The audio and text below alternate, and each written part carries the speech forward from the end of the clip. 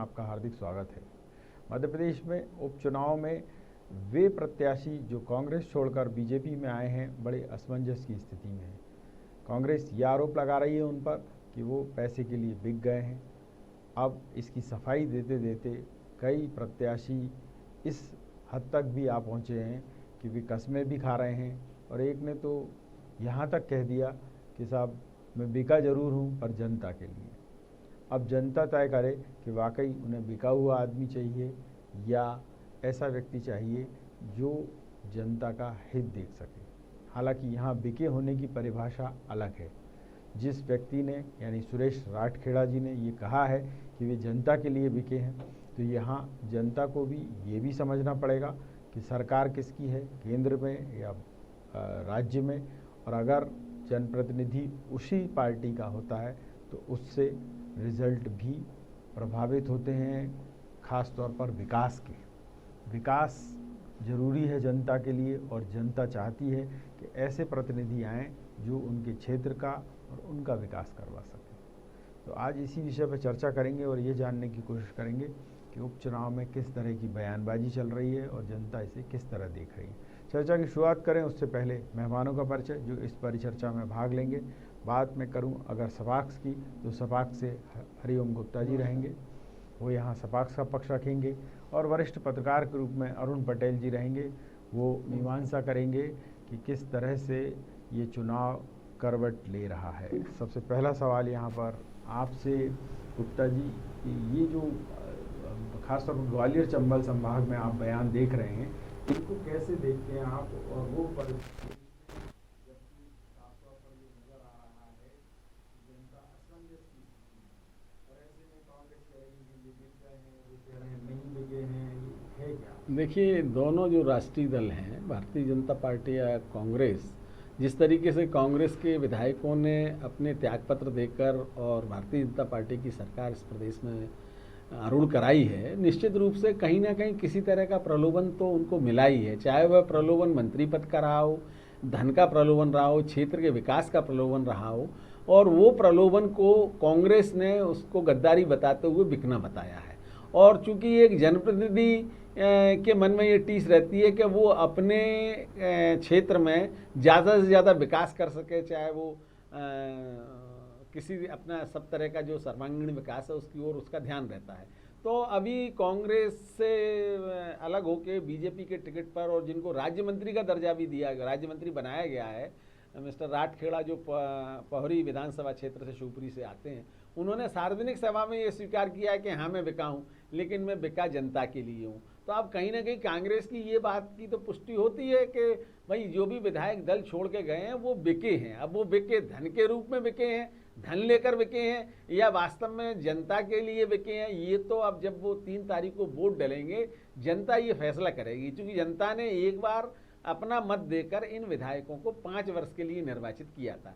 ये देश का पहली विडंबना है, कर्नाटक के बाद ये दूसरा ऐसा है जहां मार्जिन वोटों से सरकारें बनी, और उसमें बड़े दल ने या जिनके धनपति थे उन लोगों ने थैलियां खोल खोल कर सरकारों को गिरा दिया, और उसमें जो कानून है उस कानून का भी उल्लंघन हुआ। उसमें ना सुप्रीम कोर्ट कुछ कर सकी, ना विधानसभा कुछ कर सकी, और सरकारें बदल गई।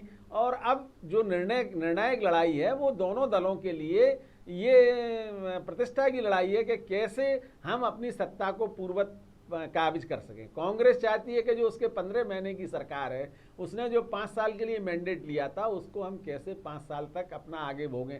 और बीजेपी ये चाह रही है कि भाई हमने 15 साल तक राज किया, इतना सब कुछ करने के बाद भी, और हमें विपक्ष में बैठा दिया। तो उस विपक्ष को बैठाने में सपाक्स पार्टी का बहुत बड़ा योगदान था। सपाक्स पार्टी ने इन्हीं शिवराज सिंह जी ने अपने तीसरे कार्यकाल में ये चैलेंज दिया था कि कौन माई का लाल इस राज्य से बीजेपी को हटा सकता है। तो माई के लालों ने एकत्रित होकर ग्वालियर चंबल संभाग में ही ऐसी आग बिगुल बजाया था कि उसके कारण बीजेपी को, शिवराज सिंह जी की पार्टी को, जो 200 पार अब की बार की बात करते थे, वो सत्ता का अपना समीकरण ही नहीं बिगाड़ सके और 108 107 9 सीटों पर सिमट गए। तो अब ये ऐसी स्थिति में जिस तरीके से जिन लोगों ने दल बदल करके बीजेपी ने दोबारा 15 महीने में अपनी सरकार बना ली है, वो एन के एन प्रकारेण उसमें ज्योतिरादित्य सिंधिया, उस सिंधिया परिवार का जो नाम था माधवराव सिंधिया जी के समय से, वो एक तरीके से ग्वालियर चंबल अंचल में महल का एक तरह का आधिपत्य रहता था। महल जिसको तय कर देता था वही उसी व्यक्ति के बारे में पार्टी विचार करती थी, कांग्रेस पार्टी उसको टिकट दे दी थी। अब भारतीय जनता पार्टी की मजबूरी है कि जिन शर्तों पर ज्योतिरादित्य सिंधिया कांग्रेस छोड़कर बीजेपी में आए हैं, उसमें उनकी शर्तें कौन कौन सी हैं। पहली तो ये परिलक्षित हो ही गई कि उनके अधिक से अधिक व्यक्तियों को, चूंकि कमलनाथ जी की सरकार में उनके खेमे के 6-8 मंत्री थे, अब उनके 12 मंत्री हैं, और जबकि वो विधायक भी नहीं है। तो कहीं ना कहीं उनकी शर्तें केंद्रीय नेतृत्व ने, भारतीय जनता पार्टी ने मानी है। राज्यसभा का उन्हें सदस्य बना दिया, और ऐसी भी र्यूमर है क्षेत्र में कि वो आगे पीछे अगर मध्य प्रदेश में दोबारा बीजेपी की स्थायी सरकार बन जाती है तो संभवतः वो केंद्र में उनको मंत्री पद भी दिया जाए। तो अब ये समझौता तो हुआ ही एक तरीके से, इस तरीके को हम कह सकते हैं बिकना ही हुआ। पार्टी ने, जिसने आपको, कांग्रेस ने पल्लवित पोषित हुए, इतने लंबे समय रहे, केंद्रीय मंत्री रहे, 2-3 बार आप सांसद रहे, तो अब ऐसी स्थिति में वो भी ये कहेंगे कि साहब मैं आप बात जो वो भाषणों में कर रहे हैं कि भाई क्षेत्र का विकास नहीं किया कमलनाथ जी ने, क्षेत्र का जो विकास करना चाहिए ग्वालियर चंबल में वो नहीं किया। तो भाई अब आप पिछले 15 सालों से केंद्र के साथ आप थे, 10 वर्ष मनमोहन सिंह जी की सरकार थी, उस समय भी वो विकास के प्रति जागरूक रह सकते थे, लेकिन ऐसा नहीं हुआ। और वो किसी ना किसी तरह से महल और अपने व्यक्तिगत प्रभुत्व कैसे स्थापित रहे। अभी भी अब आजकल की सभाओं में वो अपने आप को जनता का व्यक्ति बताते हुए भी ये एहसास दिलाते हैं कि भाई अब महाराज की इज्जत आपके हाथ में है। उन्होंने एक तो सार्वजनिक सभा में कहा है, तो अब ये महाराज कहाँ रहते हैं, किन शर्तों पे आए हैं, इसको तो जनता तय करेगी। सर मैं आपसे ये जानना चाहूँगा अरुण पटेल जी कि ये जो चुनाव है वो एक बहुत महत्वपूर्ण दौर में पहुँच गया है, और सिंधिया जी के लिए ये नाक का सवाल है। आपको क्या लगता है, क्या नाक बची रह पाएगी या कुछ और बड़े फेरबदल देखते हैं आप? तो जहाँ तक ये चुनाव हो रहे हैं, ये परसेप्शन के चुनाव, धारणा के चुनाव, मतदाता के मन में क्या धारणा बन गई दोनों दलों के प्रति और उसके प्रति, ये बात बहुत इस पर निर्भर करेंगे निर्णय। जहाँ तक सिंधिया जी की केवल प्रतिष्ठा दाव पर लगी है, लेकिन चुनाव के असली जो 2 चेहरे हैं वो शिवराज सिंह चौहान और कमलनाथ रहने वाले हैं, क्योंकि शिवराज सिंह जी को मुख्यमंत्री रहना है और कमलनाथ जी को मुख्यमंत्री बनना है। इस उसमें सिंधिया जी के बीच में, क्योंकि ये सिंधिया जी तो मुख्यमंत्री बनेंगे नहीं, तो ये 2 चेहरों के बीच में जिसका काम अच्छा लगेगा उसको। और दूसरा ये जो चुनाव है ये टिकाऊ, बिकाऊ और जिताऊ के बीच में आ गया है। और टिकाऊ, जिताऊ और बिकाऊ में से जनता बताइए किसको टिकाऊ समझती है और किसको बिकाऊ, जब नतीजे आएंगे उससे पता चलेगा। तो ये चुनाव इस प्रकार के दोनों। और उसके बाद जहाँ तक सिंधिया जी का सवाल है, अब सिंधिया जी कितनों को जिता पाएंगे नहीं जिता पाएंगे ये नतीजों से पता चलेगा, लेकिन जो माहौल इस समय बना हुआ है वो माहौल केवल टिकाऊ और बिकाऊ पर ही चल रहा है। और जैसा आपने बताया कि एक प्रतिनिधि ने कहा है जो चुनाव लड़ रहे हैं भाजपा की, मैं बिका हूँ, जनता के लिए बिका हूँ। तब जनता देख ली उसके लिए बिका तो उसके फायदे में है या नहीं है, प्रकार का बिकना। और एक परसेप्शन बन गया है जो कैसे भी ढंग से बनाओ कि ये बिके हैं, ये आम धारणा बन गई। और आम धारणा को जनता, हाँ बिल्कुल, सबसे बड़ा काम होगा सिंधिया जी का। बिल्कुल, जनता वैसे क्या सोच के चलती है कि उसको कैसा प्रतिनिधि चाहिए, कि वाकई पार्टी के प्रति निष्ठावान चाहिए या उसके क्षेत्र का काम कर दे, बस वो उसके लिए महत्वपूर्ण है? ये अपने यहाँ अलग अलग जगह की अलग अलग परसेप्शन है चुनाव अपने आदि। जैसे भिंड या मुरैना है, वहाँ तो जिताऊ टिकाऊ की जगह, बिकाऊ की जगह जातिवाद चल जाता है कई बार। और फिर बसपा भी इस बार चुनाव मैदान में है, उपचुनाव जनरली वो नहीं लड़ती है, लेकिन मध्य प्रदेश में भी एक चित्रकूट लड़ी थी उपचुनाव। उसके बाद उत्तर प्रदेश में उपचुनाव लड़ी, लोकसभा के और विधानसभा की लड़ रही है उपचुनाव। तो बसपा उपचुनाव लड़ रही है, उसका क्या होगा? पिछले चुनाव में तो जो ज्यादा वोट बसपा को मिले थे वो कांग्रेस फायदे में रहती थी। अब इस बार क्या होता है? अच्छा, जैसे गुप्ता जी का सपाक्स का बहुत बड़ा योगदान था, अब सपाक्स क्या करने वाला है? सपाक्स गुप्ता जी स्पष्ट करेंगे सपाक्स की भूमिका क्या है। शिवराज जी के पक्ष में, महाराज जी के पक्ष में, कमलनाथ जी के पक्ष में है। और लोकतंत्र में महाराज नहीं होता, ये ज्योतिरादित्य जी कई बार कह चुके हैं कि मेरे को महाराज मत कहो। ये सुन के आश्चर्य हुआ, मैंने भी सुना है, कहा कि महाराज के सवाल है ये। और मैं इसमें बीजेपी की अगर बात करूं, हाँ, इसमें दो चीज स्पष्ट होना है। एक तो ये कि क्या वास्तव में ये लोगों के लिए दल बदला है, विकास के लिए दल बदला है। यहाँ तक कहते हैं कमलनाथ जी ने इसकी उपेक्षा की, यहाँ की दिग्विजय में कमलनाथ जी में था। कमलनाथ का कहना ये है, और जैसे गुप्ता जी इनका इसके पहले, कि उस इलाके में सारी कांग्रेस की राजनीति महल से तय होती थी। तो कमलनाथ जी का मैं ग्वालियर इसलिए नहीं आता, ग्वालियर में कहा मैं इसलिए नहीं आता था कि ये मैंने ज्योतिरादित्य जी सौंप रखा था पूरा इलाका। तो जब हस्तक्षेप नहीं करना, आपको याद होगा दिग्विजय सिंह की भी संगत में पंगत निकली थी, उसके पहले भी 2 चुनाव सिंधिया जी के इलाके में उन्होंने हाईकमांड से रुपया दिया दिग्विजय सिंह यहाँ नहीं आएंगे, तो दिग्विजय सिंह भी वो इलाका छोड़ के जाते थे, केवल अपने गुना का इधर का पार्ट राजगढ़ वगैरह वहाँ वो गए थे। मैं ये पूछना चाहता हूँ आपसे कि बीजेपी हाईकमान ज्योतिरादित्य सिंधिया जी की भूमिका के बारे में क्या सोच रहा है? क्या वाकई उनको राष्ट्रीय परिदृश्य में सेट करने के लिए कुछ प्लानिंग है उनकी, कि जिस तरीके से अरुण जेटली जी हों या सुषमा स्वराज हों, इनके जाने के बाद जो पद खाली हुए हैं उसमें कुछ चेहरे चाहिए उनको, एक मराठा चेहरा तो उनको चाहिए ही, जो उनकी पार्टी की जो पुरानी परंपराएं हैं उनको बढ़ा सके और एक नया व्यक्ति मिले जो अगले 20 साल तक काम कर सके। क्या इसमें कुछ दिखता है आपको? नहीं, मेरे को इसमें ये चुनाव नतीजे उसको लेकर असर नहीं पड़ने वाला उसमें। जो भी डील है वो पहले हो गई चुनाव की, वो पूरी करना पड़ेगी, क्योंकि ये जो कमिटमेंट ऊपर हो जाते हैं वो फिर इस प्रकार नहीं तोड़े जाते। आप देखिए 6 की रिपोर्ट आई थी, 6 लोग नहीं जीत रहे हैं, उसके बाद भी टिकट अंत में उन्हीं को मिली। और यहाँ तक कि कांग्रेस के भी जो लोग आए थे, जो सिंधिया जी के साथ नहीं आए 3 बार की, उनको भी टिकट देना पड़े। तो ऐसी स्थिति में जो समझौता पहले हो गया होगा उसका पालन होगा। तो जितने कांग्रेस गए थे उसमें से 14 मंत्री बन गए, उसमें से 11 सिंधिया जी के साथ थे और 3 अलग थे। यहाँ मैं अगर ये जानना चाहूँगा प्रदेश बीजेपी की क्या कुछ चल पा रही है, जितनी केंद्र से सीधे निर्देश आ रहे हैं कि नहीं सिंधिया जी को ही सपोर्ट करना है? आज की जो स्थिति है, वो जो स्थिति किसी समय में कांग्रेस ही हुआ करती थी वो भाजपा की।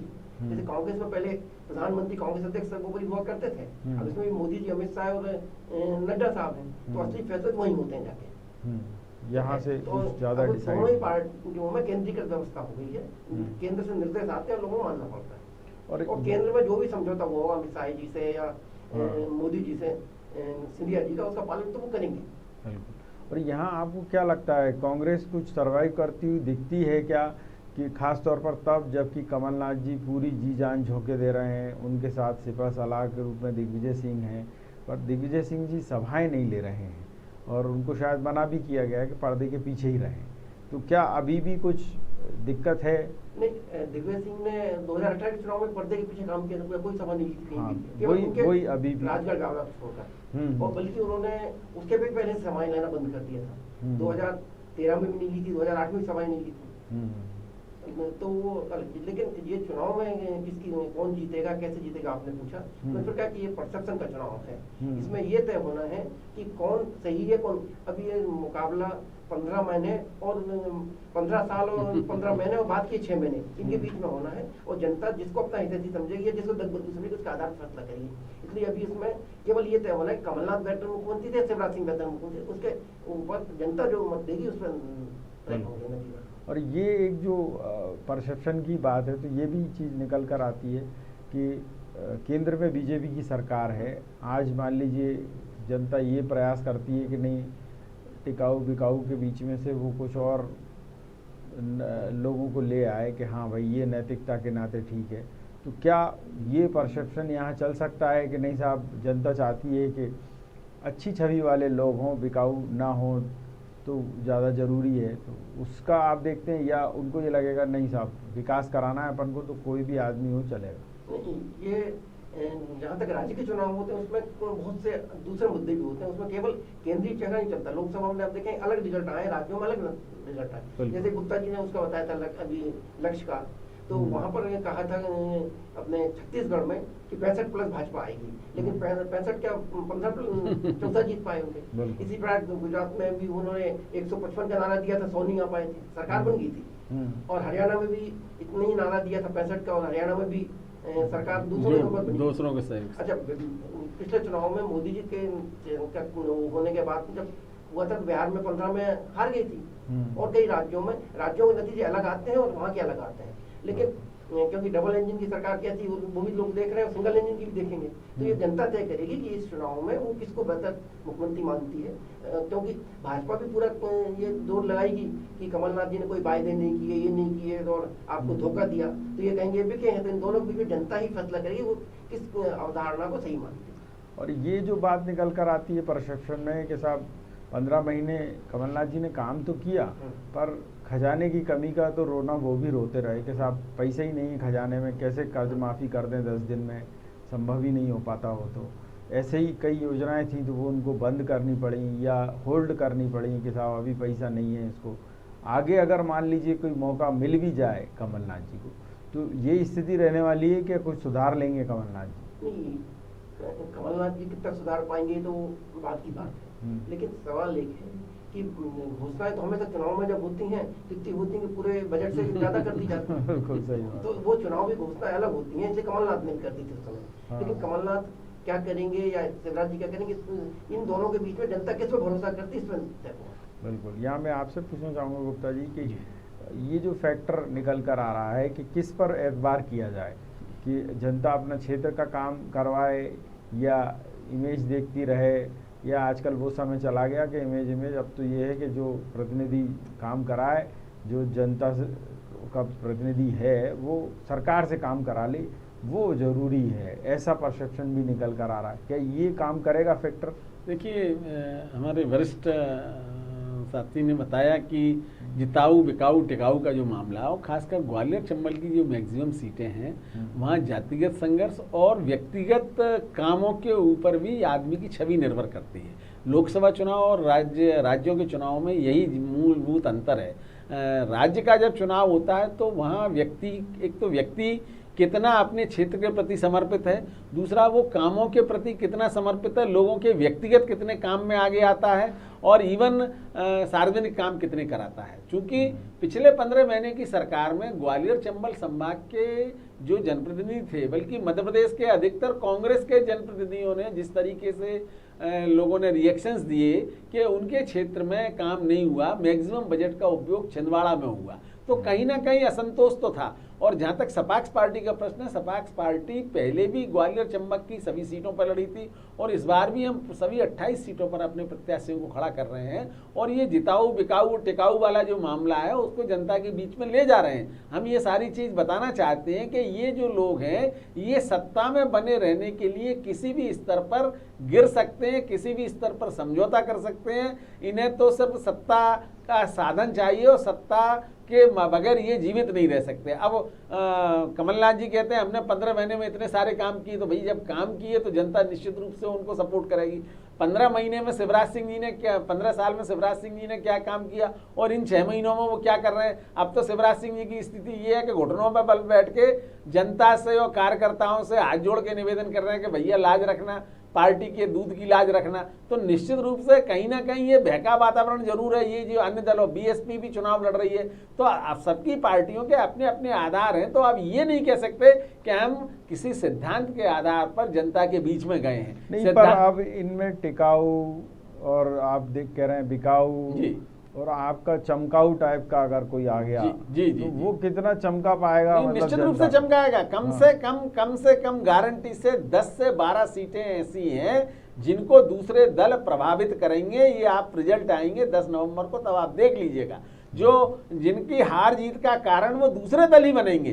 तो अब ऐसी स्थिति में जो भय का वातावरण है वो सिर्फ ये है कि हमारी राजसत्ता कैसे बनी रहे। अब वस्तु स्थिति को कोई नहीं देखना चाहता कि कांग्रेस ने क्या किस तरीके से काम किया है और बीजेपी ने किस तरीके से काम किया है। पर जनता भी क्या करे, उसके पास विकल्प नहीं है ना। आपकी पार्टी जो है अभी हम इस बात से सहमत हैं। हाँ, कि हम निश्चित रूप से ग्रास रूट पे हमारी उतनी चीज नहीं पहुंची है, लेकिन फिर भी आम आदमी के बीच में हमने ये छवि जरूर बनाने का प्रयास किया है कि भाई इनमें जो बिकाऊ लोग हैं उनके बारे में तो कम से कम आप देखें। और निष्ठाएं किसी व्यक्ति या महल से नहीं होती, निष्ठा क्षेत्र के प्रति होती है, जनता के प्रति होती है, जिसका वो जनप्रतिनिधि होता है, जिससे वो वोट प्राप्त करता है। अभी भी मध्य प्रदेश के कई ऐसे पूर्व विधायक रहे हैं जिनका जीवंत संवाद रहा है। मैं तो हमारे स्वर्गीय पूर्व मुख्यमंत्री बाबूलाल गौर साहब लगातार अपने क्षेत्र से कभी नहीं आ रहे। ऐसे कई लोग, मुरैना में ऐसे 1-2 लोग थे जो जहाँ किसी जानवर की भैंस भी मर जाती है तो बैठने जाते हैं, मिलने जाते हैं, मतलब इतना जीवंत संवाद रखते हैं। और दूसरा, आज का मतदाता इंतजार नहीं करता, उन्होंने कहा भैया तेरा काम बाद में देख लेंगे, उन्हें तो आज हाल की हाल रिजल्ट चाहिए। जिस तरह सरकार कोई निर्णय करके उसको एग्जीक्यूशन में तो लगते हैं 3 दिन, पर वो उसी दिन मीडिया के माध्यम से वो प्रचार कर देते हैं कि साहब हमने ये निर्णय ले लिए। तो भाई वो निर्णय का इम्प्लीमेंटेशन कैसे हुआ? उसी के कारण कांग्रेस जाल में फंसी हुई है। उनके नेताओं ने कह दिया हम 10 दिन में पूरे प्रदेश का कर्जा माफ कर देंगे किसानों का। अब कर्जा माफ करने का आदेश तो निकल गया, पर वित्तीय स्थिति क्या थी? आपने 2 लाख रुपए तक के कर्जा माफ नहीं कर पाए, कम किए, तो अब कहीं ना कहीं विसंगति तो रहती है। तो ऐसी स्थिति में मतदाता की अपेक्षाएं बहुत ज्यादा हैं, और मतदाता की अपेक्षाएं जब वोट में परिवर्तित होंगी तो वो ऐसे व्यक्ति को चुनेगी जो उनके प्रति समर्पित है। ठीक बात है। या मैं आपसे पूछना चाहूँगा पटेल साहब कि ये जो बात निकल कर आ रही है और कांग्रेस पे ये आरोप लग रहे हैं कि जो वचन पत्र था 15 महीने में उसका एग्जीक्यूशन ठीक से नहीं हुआ, कर्ज माफ़ी एक बड़ा मुद्दा बन रहा है, लोगों के अगर कर्मचारियों की बात करें तो उनके नियमितीकरण की बात, अतिथि विद्वान, अतिथि शिक्षक, इनकी बात करें, बेरोजगारी भत्ते की बात करें, इसको इशू बनाया जा रहा है कि कितना काम करेगा। जैसे शिक्षकों का आया है तो उन्होंने कहा था हम तो कांग्रेस से काम करेंगे, इन्होंने कुछ नहीं किया। सिंधिया जी इस बात पर कहे थे हम सड़क पर उतरेंगे, कुछ नहीं हुआ। तो अभी वो जो मुद्दा है वो दूसरा गड़बड़, लेकिन जहाँ तक के बात है तो सही में ये टेक्निकल इशू से जो कांग्रेस ने पहले कहने में स्पष्ट करने में असफल रही कि 10 दिन में हम कर्ज माफ कर देंगे। 10 दिन में कर्ज कोई भी माफ नहीं कर सकता। पहले कैबिनेट होगी, प्रस्ताव बनेगा, बजट आएगा, तो कम से कम तो पैसे भी तो 1-2 महीने तो लग जाएंगे सरकार। बिल्कुल सही बात। 10 दिन में नहीं हो सकता। 10 दिन में तो कैबिनेट ही नहीं बनी। और अभी तो प्रभार नहीं बटे जिलों में, 9 महीने हो गए। तो जब सरकार नहीं बन सकती या बट नहीं सकते विभाग, या वो नहीं हो सकता, तो ऐसी स्थिति में 10 दिन में माफ नहीं हो सकता। और लोग इसको कैसे देख रहे हैं कि शिवराज के पहले के 13.5 साल और अभी का ये जो 6 महीने निकले हैं, 7 महीने निकले हैं, इसको जनता कैसे देख रही है कि मजबूत मुख्यमंत्री हैं, या जैसा वो कह चुके हैं मंदसौर में कि मैं तो टेम्परेरी हूँ मजबूर। अभी तो टेम्परेरी है ही, उनका भी मानना है कि जब तक रिजल्ट में वो कंफर्म नहीं होंगे तब तक टेम्परेरी उन्होंने खुद माना है। लेकिन टेम्परेरी रहती हुई उन्होंने काम कर रहे हैं, दिन रात लगे रहते हैं, व्यवहार कुशल सब चीजें उनके साथ। लेकिन सवाल ये है कि जनता किस रूप में लेती है और उससे निर्भर करेगा चुनाव। बिल्कुल। तो क्या उनकी कुछ छवि इसमें काम कर रही है क्या चुनाव में? नहीं, छवि उनने जो पर्सनल रिश्ते लोगों से बनाए हैं वो छवि तो है। जैसे वो मामा हैं या तीर्थ दर्शन कराए, तो उनको उस समय भी श्रवण कुमार की उपाधि मिली थी, वो कई चीज चल रही है। लेकिन वो अब इस चुनाव में कितनी काम आएंगी ये बाद में पता चलेगा। बिल्कुल। या एक बात और समझ में आती है कि चूंकि कांग्रेस इस समय एक अलग ही टाइप का दल हो गया है, इसमें सिर्फ और सिर्फ कमलनाथ ही दिख रहे हैं। ये जो सेकंड लाइन के जिसको कहें नेता हैं वो उसमें नज़र नहीं आ रहा है, या उनके आसपास के लोग हैं, चाहे डॉक्टर गोविंद सिंह हो या केपी सिंह हो, राजेंद्र सिंह हो, ये सब पर्दे के पीछे हैं या मुख्य धारा में नहीं दिख रहे हैं। इवन अजय सिंह राहुल की भी बात कर लें आप, तो मैदान में नहीं नज़र आ रहे हैं कि कोई कैंपेन करते हुए नज़र आ रहे हैं। कमलनाथ जी जिसको कह रहे हैं वो वहाँ जा रहा है साहब, तो ये पूरा चुनाव है कमलनाथ के चेहरे पर हो रहा है या शिवराज जी के चेहरे पर हो रहा है ये चुनाव। किसको रखना किसको नहीं रखना, तो क्या ये सहयोग लेना नहीं चाह रहे? दूसरा ये है उसमें कि कई लोगों को उन्होंने अलग अलग जिम्मेदारी भी दे दी, तो वो आपको वहीं जाना वहाँ नहीं जाना कमलनाथ जी ने। लेकिन क्योंकि वो नेता प्रतिपक्षी वही है और प्रदेश अध्यक्ष वही है, तो ऐसी जैसे मुख्यमंत्री भी वही थे, प्रदेश अध्यक्ष वही थे, ऐसी स्थिति में कहता है कि दूसरा व्यक्ति फिर रहता नहीं जो सीधी बात हाईकमान तक पहुंचा दे। चुनाव समिति बैठे होगी अकेले कमलनाथ बैठेंगे, दूसरा नहीं बैठ सकता उसमें, कोई विधायक दल का नेता, पार्टी अध्यक्ष, तीसरा कोई नहीं बैठता। बिल्कुल। तो इसी स्थिति का तो उनको फायदा मिल रहा है। और लेकिन आजकल यहाँ भी आप देखेंगे पूरी केंद्रीकृत व्यवस्था हो गई है, मतलब पार्टी यहाँ भी स्टेट में हो गई है। और गोविंद सिंह ने कहा है 2-3 दिन नहीं, पर बीजेपी में आप शुरू से देखते आ रहे हैं वो एक अलग टाइप का दल है कि वहाँ संगठन अलग, सत्ता अलग। अभी भी कांग्रेस जो है, जो पहले एक गलती कर दी कि अगर आपको लगता है कि अगर संगठन मजबूत होता तो सरकार नहीं जाती। नहीं, संगठन का मुखिया और सरकार का मुखिया एक ही हो गए थे। तो निश्चित 15 साल बाद सरकार आई तो सरकार में मुख्यमंत्री पर ज्यादा काम रहेगा। तो उस स्थिति में लेकिन उन्होंने ये समझा कि सब अभी इससे प्रचार हो जाए, लोकसभा चुनाव हो जाए, फिर ये हो जाए, बाद में सरकार ऐसे ही अभी नेता प्रतिपक्ष का सब 2 पावर ऑफ सेंटर हो जाएंगे, उससे खींचतान होगी। कांग्रेस और भाजपा में अंतर, भाजपा में उम्मीदवार कम, पार्टी ज्यादा चुनाव लड़, कांग्रेस में पार्टी ने उम्मीदवार चुनाव करता है, उम्मीदवार की अपनी टीम होती है। यहाँ पार्टी की जो टीम है उसमें वो अलग काम करती है और उम्मीदवार की व्यवस्था अपनी अलग चलती है भाजपा। नहीं, पर आप एक लंबे समय से देखते आ रहे हैं कांग्रेस को, क्या ये जो जिसको कहें सेंट्रलाइज कर देना अधिकारों को, इससे संगठन का सत्ता का फायदा होता है या विकेंद्रीकरण से फायदा होता है? नहीं, निश्चित रूप से 2 पावर ऑफ सेंटर होना चाहिए पार्टी के अंदर, नहीं तो जो असंतुष्ट लोग हैं वो कहाँ जाएंगे?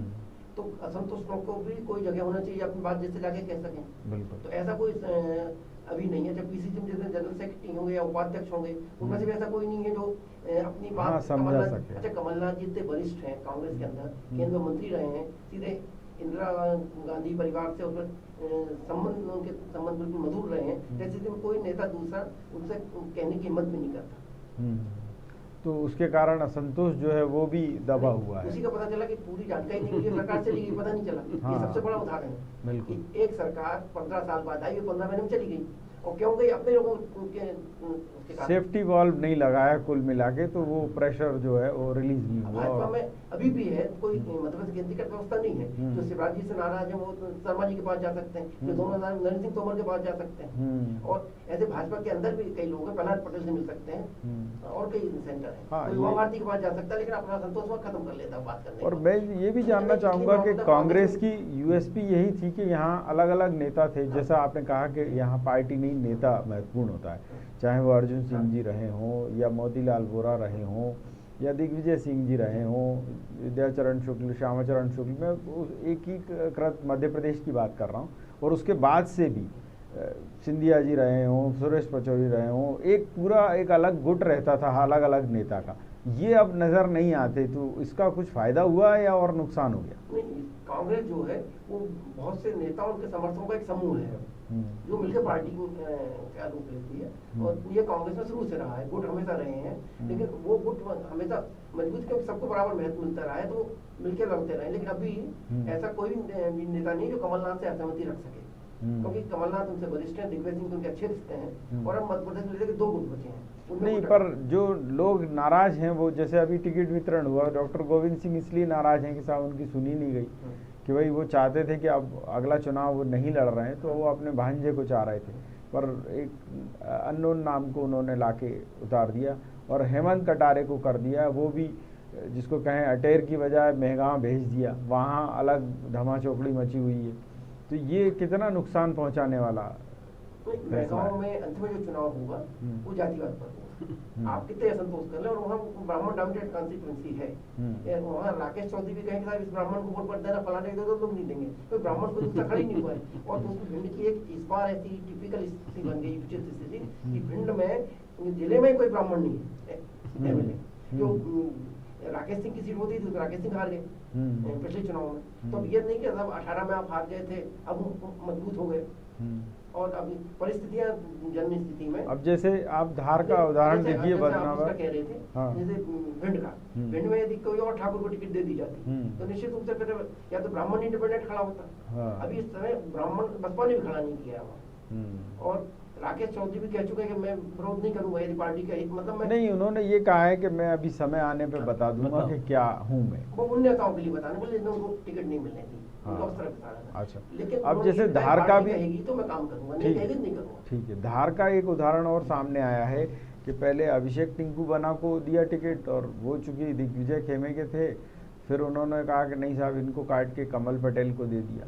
अब ये तो सीधे सीधे सब जानते हैं कि राज्यवर्धन दत्ती गांव के खास चले रहे हैं, तो वो कैसे टक्कर देंगे? वहाँ आप किसी को भी खड़ा करते हैं धार में, वहाँ स्थिति ये थी कि पहले लोकल धार के निमित्त कई जगह यदि आप ध्यान से देखेंगे तो सर्वे में ऐसे उम्मीदवार निकले जो जिनको कांग्रेस ही नहीं जानते, अब ये पूछ लो अभी कौन है कहाँ का है। तो सर्वे से जो उम्मीदवार निकले हैं उनकी भी परीक्षा होना है, सर्वे कितना सही है कितना गलत। सर्वे में वो बना आगे था, लेकिन बना का वहाँ के सारे लोग विरोध कर रहे थे, यहाँ तक कि दिग्विजय सिंह जी के ग्रुप के भी जो वहाँ लोग थे वो भी विरोध कर रहे थे, सब ये मैदान में ही नहीं, उसका सर्वे में नाम आया था, और इसलिए केवल एक उम्मीदवार अभी बदला है, उन्होंने बाकी नहीं बदले। जैसे गुप्ता जी के एक साथी तो इस्तीफा देके भी बेचारों को कुछ नहीं मिला, सेवानिवृत्ति ले ली उन्होंने, उनसे कह दिया कि टिकट ले लेंगे। जब वो वल्लभन पहुंचे थे उनके पास मैसेज चला गया आपको टिकट का नहीं कहा है, पर वो इस्तीफे के बाद। लेकिन इस बार ये अच्छा है कम से कम कि कमलनाथ जी टिकट नहीं बदल रहे, इसका मैसेज अलग जाएगा, नहीं तो लोग उसमें भी अंतिम समय तक टिकट की मार चली रही। अभी हो सकता है एक आध 2 सीट पे और बदल जाए टिकट। हाँ, तो अब ऐसी परंपरा है बदलने की। बिल्कुल। यहाँ मैं अंतिम सवाल आपसे पूछना चाहूँगा गुप्ता जी कि जो हालात देख रहे हैं वो ये है कि अभी कांग्रेस में जो असमंजस की स्थिति है वो सिर्फ इसलिए कि हाँ कुछ जगह विरोध हो रहा है, बीजेपी में भी हो रहा है, पर सब की बात यही आती है सामने कि जनता ये सोच रही है कि ठीक है ये तो बीजेपी वाले कांग्रेस में आ गए, कांग्रेस वाले बीजेपी में चले गए, तो बहुत ज़्यादा कुछ फ़र्क पड़ेगा ये दल बदल का, या आंध्र वाला ही फार्मूला यहाँ लागू हो जाएगा? दल बदल का कोई खास अंतर नहीं पड़ेगा। देखिए, जनता बिल्कुल क्षेत्र के विकास के लिए जो व्यक्ति समर्पित है और ईमानदारी से जो काम कर रहा है, जिसका जनता से जीवंत संवाद है, जनता उसी को चुनेगी। वो कांग्रेस तो वैसे भी व्यक्तिवादी पार्टी हो गई है बहुत लंबे समय से, और उनकी कोई विंग नहीं है, ना यूथ विंग है ना दूसरी विंग है। इसके कारण भी कांग्रेस एक कमलनाथ जी के चेहरे पर चुनाव लड़ रही है। 15 महीने के तो कोई ऐसे परिणाम भी नहीं थे कि वो जिसको जादूगरी का कोई परिणाम दे सकें। और शिवराज सिंह जी की भी स्थिति ये है कि वो अपने को इसीलिए टेम्परेरी कह रहे हैं कि उनके आखिरी के जो 5 साल थे उन्होंने उसमें जिस तरीके का प्रशासनिक अक्षमता के कारण काम किया और राज्य को नीचे ले गए, और अभी भी पिछले 6 महीने में 11,000 करोड़ का कर्जा ले चुके हैं, और भले ही घोषणाएं चाहे इतनी करें, लेकिन जनता जो सही उम्मीदवार है उसी का चयन करेगी, और उसमें सपाक्स पार्टी के उम्मीदवारों का भी चयन होगा। हम ऐसा चलिए, बहुत अच्छी बात है। मेरे पास चर्चा का इतना ही समय था। न्यूज़ ऑब्जर्वर के खास कार्यक्रम विशेष में इतना ही, लेकिन यहाँ खबरों का सिलसिला रहने पर जारी रहेगा। आप देखते रहिए न्यूज़ ऑब्जर्वर यानी सिर्फ खबर।